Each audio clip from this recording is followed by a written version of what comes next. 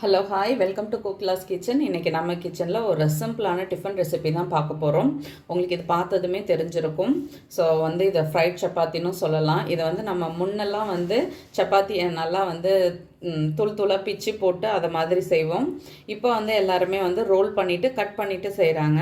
நம்ம இன்றைக்கி சப்பாத்தி இந்த நூடுல்ஸ் டைப்பில் நிறைய பேர் நிறைய விதமாக செஞ்சு போட்டிருக்காங்க. இன்றைக்கி நம்ம இந்த சப்பாத்தி எப்படி செய்கிறதுன்னு பார்க்கலாம். நான் கேரட், வெங்காயம், கேப்சிகம், தக்காளி, கேபேஜ் இருந்தாலும் எடுத்துக்கோங்க, ரெடி பண்ணி வச்சுருக்கேன். அடுத்து ஒரு 2 சப்பாத்தி நான் மீந்திடிச்சு எடுத்து வச்சுருக்கேன். இப்போ இதை ரோல் பண்ணிவிட்டு எப்படி செய்கிறதுன்றதை பார்க்கலாம். ஃபஸ்ட்டு சப்பாத்தி நல்லா ரோல் பண்ணிவிட்டு கட் பண்ணிக்கலாம். சப்பாத்தி நான் ரோல் பண்ணி எடுத்துட்டேன். இதை அப்படியே கட் பண்ணிக்கலாம்.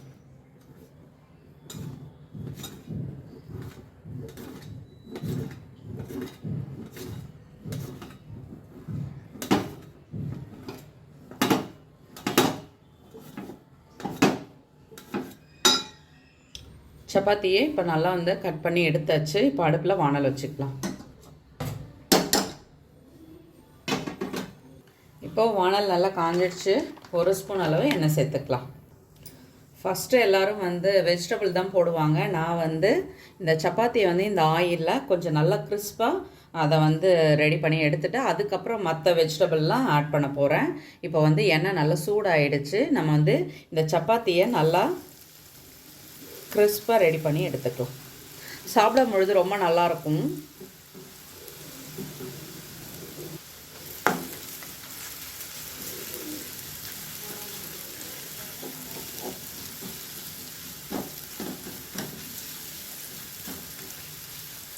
இப்போ பாருங்கள், சப்பாத்தி நல்லா மொறுன்னு ஆயிடுச்சு. இங்கே பாருங்கள்.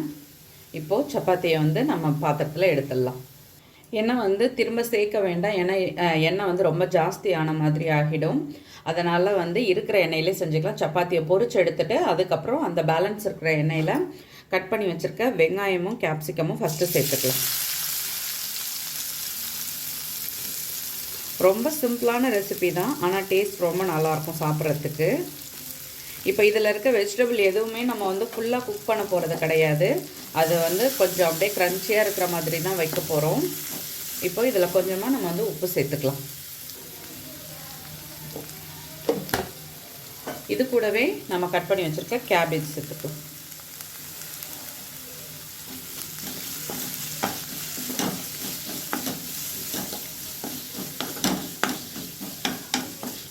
இது 1 நிமிஷம் நல்லா வதக்கி விடலாம் ஹையில் வச்சு.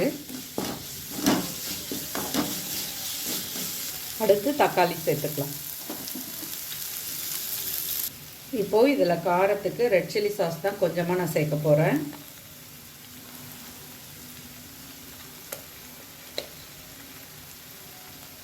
அடுத்து கொஞ்சம் க்ரீன் சில்லி சாஸ்.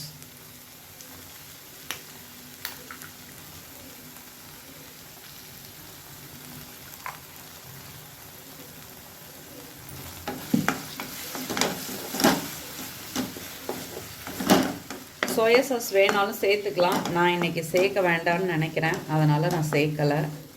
இதில் இப்போ நம்ம கட் பண்ணி வச்சுருக்க கேரட் சேர்த்துக்கலாம்.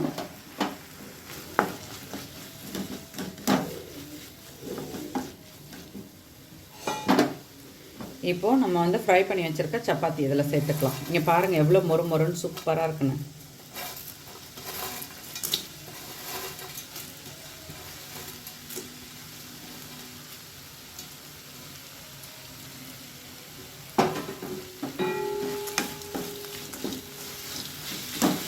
கையில் வச்சு நல்லா 1 நிமிஷம் நல்லா மிக்ஸ் பண்ணி விட்டோம்னா ரெடி ஆகிடும்.